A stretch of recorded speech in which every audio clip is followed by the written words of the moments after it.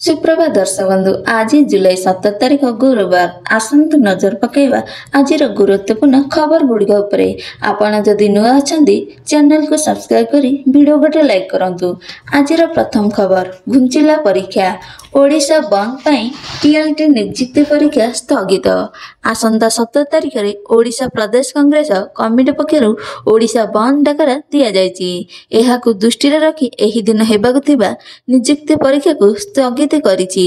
ओडिशा अध्ययन कर्मचारी चयन आयोग आसंता 17 तारिख रे हेबाकु थिबा सेवक सेविका आदिवासी भाषा शिक्षक परीक्षा सूची नहीं चूड़ांत होइतिला हेले ओडिशा बंद पाई एई परीक्षा को स्थगित करा जायछि।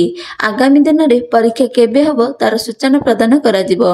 अन्य परीक्षा प्रार्थी माने ओएएसएसपी वेबसाइट चेंज करबा को कुआ जायछि। नंबर 2 21 वर्ष हेबा मात्रे झियो माने हेबे कोटिपति एही योजना करि देबो लक्षपति। 21 वर्षर झियो होई जिवो 71 लक्षर मालिकाणी एही सरकारी योजना करिदेव लक्षपति। आपण झील 21 वर्षर हेबा मात्रे पाइबे 71 लाख टंका। झील मान सुरक्षा शक्तिकरण एवं शिक्षा पाई सरकार अनेक योजना करिसेंती।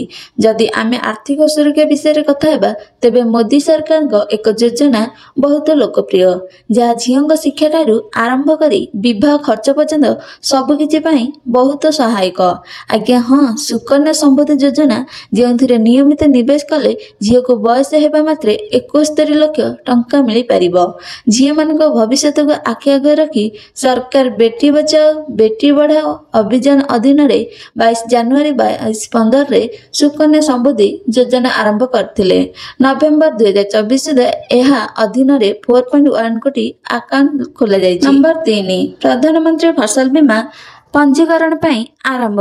2025 खरीफ फसल ऋतु पाई प्रधानमंत्री फसल बीमा योजना रे पंजीकरण आरंभ। जानतु शेष तारीख ओडिशा सरकार का समवाय विभाग राज्यर समस्त कृषक को 2025 खरीफ ऋतु पाई प्रधानमंत्री फसल बीमा योजना पंजीकरण करने को आह्वान देइछि।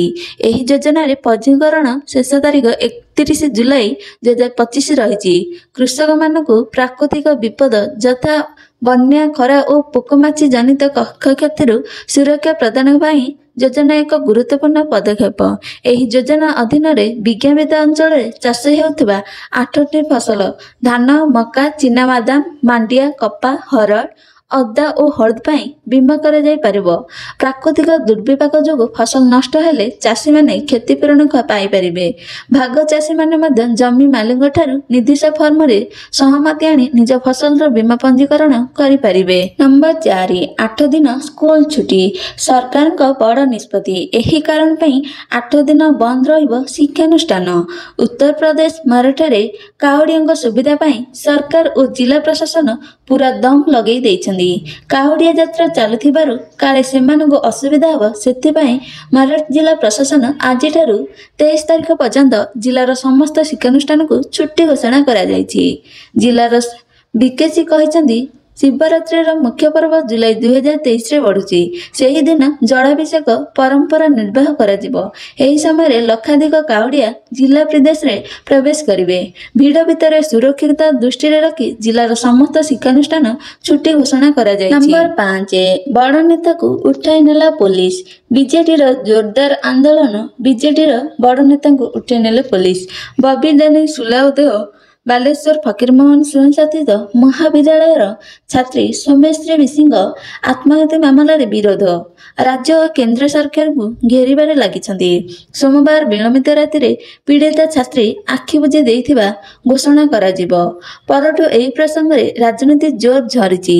सरकारी उद्यमशीलतार प्रतिवाद रे आज बीजेडी पक्षरु बालेश्वर बंद सह लोकसेवा भवन को घेराई करा जायछि। नंबर 6 आधार कार्ड को नहीं चमकाई देला भली तथ्य। आधार कार्ड को नहीं उठिला विराट प्रश्नबाजी चकित कला आरटीआई तथ्य। भारत रे आधार कार्ड गुरुत्व केते ताहा समस्ते जानछन्ती। प्रतिटी सरकार काम हेबा जे कोनसी फॉर्म पूरण करबा पई हेले अन्य कोनसी सामग्री किनिबा पई हेले आधार कार्ड बाध्यतामूलक।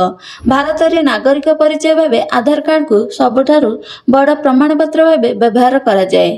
बेले आधार कार्ड को नहीं सूचना अधिकार बदल मिलता तथ्य एवं समस्त चकित कर सूचना अधिकार बल में मिलुवा तथ्य मुताबक गत 14 ବର୍ଷ ମଧ୍ୟରେ 1.17 କୋଟି ଲୋକଙ୍କର ମୃତ୍ୟୁ ହୋଇଛି। ନମ୍ବର 7 ଓଡ଼ିଶା ମୁହାଁ ମାଓବାଦୀ।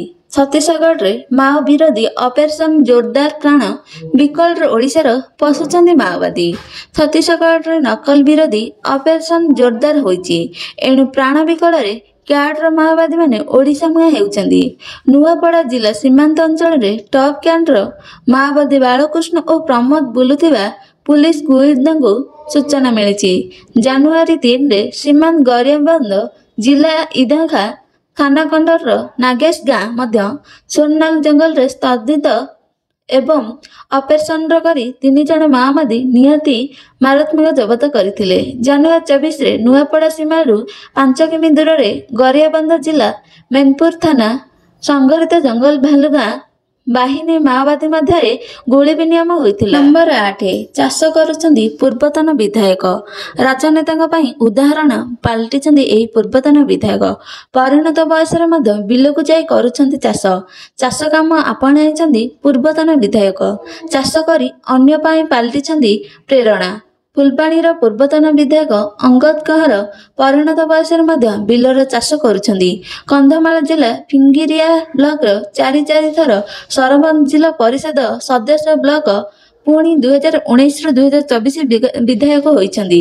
ରାଜନୀତି କରିବା ପରେ ମଧ୍ୟ ସେ ଛାଡ଼ି ପାରିନାହାନ୍ତି ନିଜ କଳସି ବୃତ୍ତି। ଏବେ ବି ଲଙ୍ଗଳ ଧରି ତାଙ୍କୁ ବିଲରେ ଚାଷ କରୁଥିବା ଦେଖିବାକୁ ମିଳୁଛି। ପୂର୍ବତନ ବିଧାୟକ ରାଜନୀତିର ଏତେ ସଫଳତା ପରେ ମଧ୍ୟ ଭୁଲି ନାହାନ୍ତି ନିଜ କୌଳିକ ଓ ବୃତ୍ତିକୁ। ବିଜୁ ଜନତା ଦଳର ବିଧାୟକ ଥିଲେ ଅଙ୍ଗଦ। ନମ୍ବର 9 ଚକ୍ରବ୍ୟୁହରେ ସରକାର, ବିରୋଧୀଙ୍କ ଘେରାବନ୍ଦୀ ଗର୍ଜିଲା ବିଜେଡି। କମ୍ପିଲା ଯୁବ କଂଗ୍ରେସ, ବାମପନ୍ଥୀ ଦଳ ପୁଲିସ ପାଇଁ ଆଉଟ ଅଫ୍ ସିଲାବସ।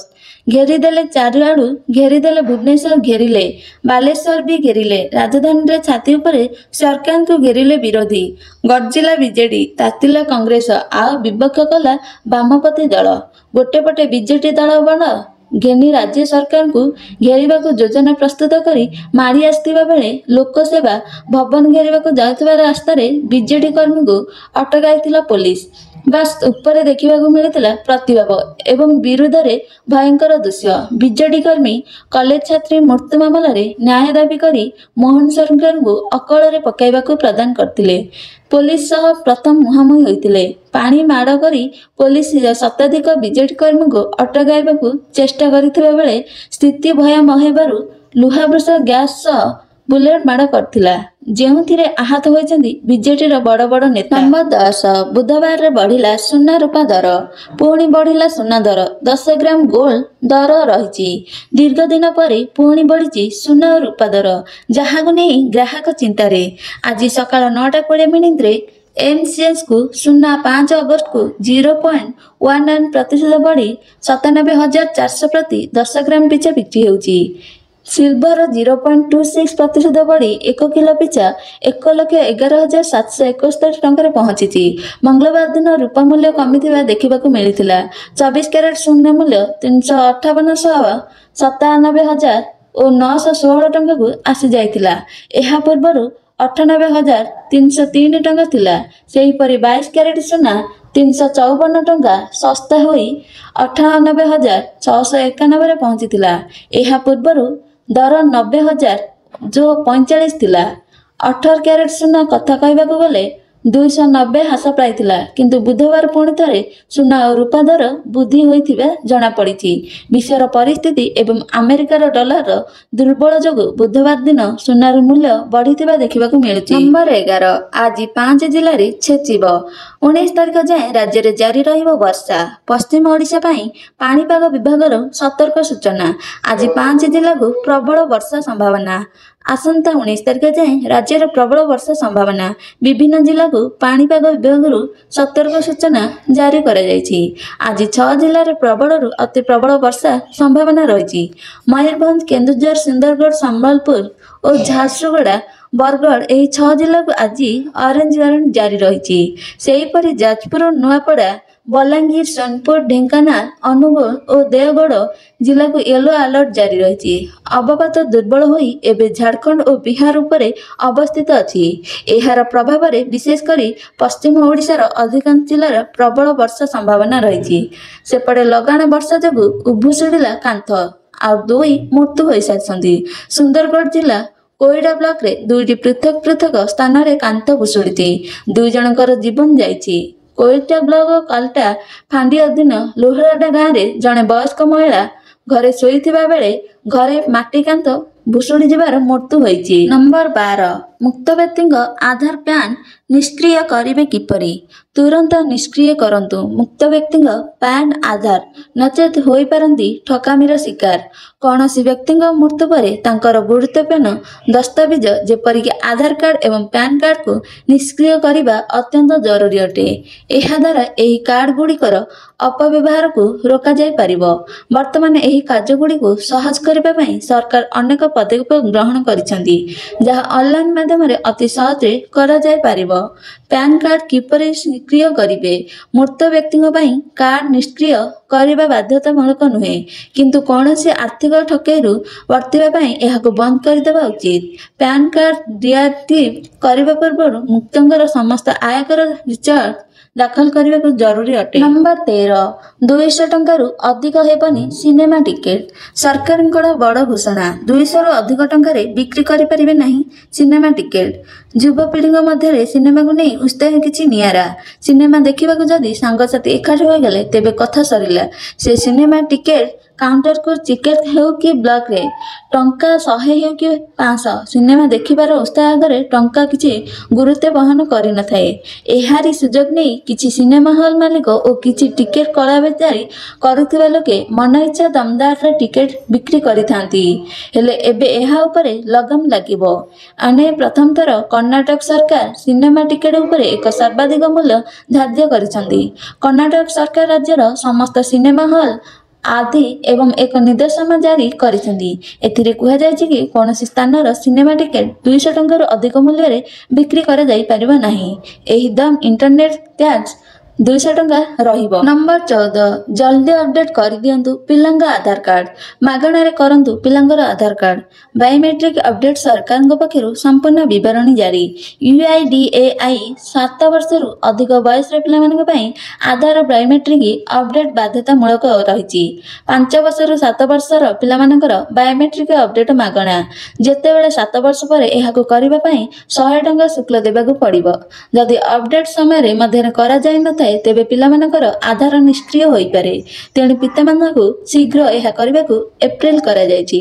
ଭାରତୀୟ ସ୍ୱତନ୍ତ୍ର ପରିଚୟ କର୍ତ୍ତୃପକ୍ଷ କୁହାଯାଇଛି। 7 ବର୍ଷ ବୟସରୁ ଅଧିକ ବୟସର ପିଲାଙ୍କ ଆଧାର କାର୍ଡ ବାୟୋମେଟ୍ରିକ ସୂଚନା ଅପଡେଟ୍ କରିବା ବାଧ୍ୟତାମୂଳକ। ଅନେକ ଇଲେକ୍ଟ୍ରୋନିକ୍ସ ଏବଂ ସୂଚନା ପ୍ରଯୁକ୍ତିବିଦ୍ୟା ମନ୍ତ୍ରଣାଳୟ ମଙ୍ଗଳବାର ଏହି ସୂଚନା ଦେଇଛି। 15 ରାଜଧାନୀ ପାଲଟିଲା ରଣକ୍ଷେତ୍ର। ଲୋକର PMGରେ ପାଣି ମାଡ଼। ଲୁହାବୁହା ଗ୍ୟାସ ପ୍ରୟୋଗ ବିଜେଡି କର୍ମୀଙ୍କୁ ଟେକିନେଲା ପୋଲିସ। ରାଜଧାନୀ ପାଲଟିଲା ରଣକ୍ଷେତ୍ର। ଲୋୟର PMGରେ ପୋଲିସ ବିଜେଡି କର୍ମୀ ମୁହାଁମୁହିଁ। ଫକୀରମୋହନ କଲେଜ ଛାତ୍ରୀଙ୍କ ମୃତ୍ୟୁକୁ ନେଇ ବିଜେଡିର ପ୍ରତିବାଦ ବେଳେ ପୋଲିସ ବିଜେଡି କର୍ମୀ ଧସ୍ତାଧସ୍ତି। ଭୁବନେଶ୍ୱର ଲୋକସେବା ଭବନ ଘେରାଉ କରିବାକୁ ଯିବା ବେଳେ ହଜାର ହଜାର ବିଜେଡି କର୍ମୀଙ୍କୁ ଅଟକାଇଛି ପୋଲିସ। ଏହା ସହ ଆନ୍ଦୋଳନକାରୀଙ୍କୁ ଅଟକାଇବାକୁ ପୋଲିସ ମାଡ଼ ଲୁହାବୁହା ଗ୍ୟାସ ମଧ୍ୟରେ ପ୍ରୟୋଗ କରିଛି। ଶତାଧିକ ଆନ୍ଦୋଳନକୁ ପୋଲିସ ଜୋର ଜବରଦସ୍ତ ଉଠାଇ ନେଇଥିବା ବେଳେ ଚିଆର ଗ୍ୟାସ ମାଡ଼ରେ ବବି ଦାସ ଆହତ ହୋଇଛନ୍ତି।